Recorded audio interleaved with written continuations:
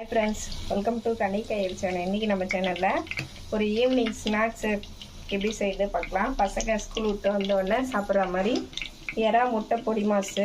அதுக்கு வந்து வானில் எண்ணெய் ஊற்றிருக்கேன். எண்ணெய் நல்லா காஞ்சிடுச்சு. இந்த ஸ்பூனில் ஒரு அரை ஸ்பூன் இஞ்சி பூண்டு பேஸ்ட்டு, நான் வந்து 1/2 kg எறா எடுத்திருக்கேன். அதுக்கு தேவையான அளவு 1/4 ஸ்பூன் மஞ்சள், ஒரு 1/4 ஸ்பூன் காஷ்மீரி சில்லி. அளவு தெரியும் எனக்கு, அதனால் போட்டுக்கிறேன்.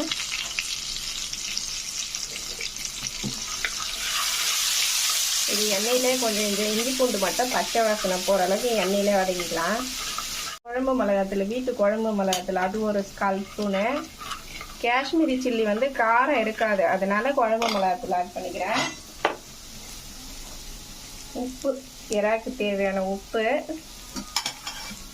1/2 kg எறா வந்து நல்லா வாஷ் பண்ணி எடுத்து வச்சுருக்கேன். இதை கூட ஆட் பண்ணிக்கலாம். தண்ணி இல்லாமல் ஆட் பண்ணணும்.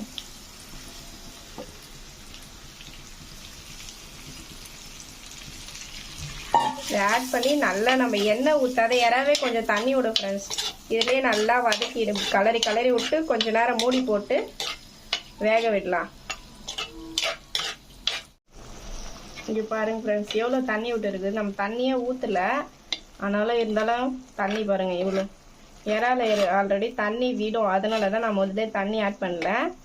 இதெல்லாம் வந்து இஞ்சி பூண்டு பேஸ்ட்டு, கடை திரியாக இருக்குன்னா இஞ்சி பூண்டு பேஸ்ட்டு. இது நல்லா கொஞ்சம் இந்த தண்ணி ட்ரை ஆகட்டும். இப்போ வந்து எறா வெந்துடுச்சு.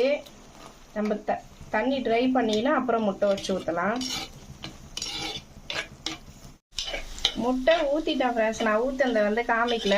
ஊற்றிட்டு சும்மா கலரி விடாமல் அப்படியே மூடி போட்டு ஒரு 2 மினிட்ஸ் வச்சேன். அப்போ தான் வேகும். இங்கே பாருங்கள், பாதி வெந்தது வேகாதமாக இருக்குது. இப்போ நம்ம இதே மாதிரி கலரி விடுறோம்னா அது வெந்துடும்.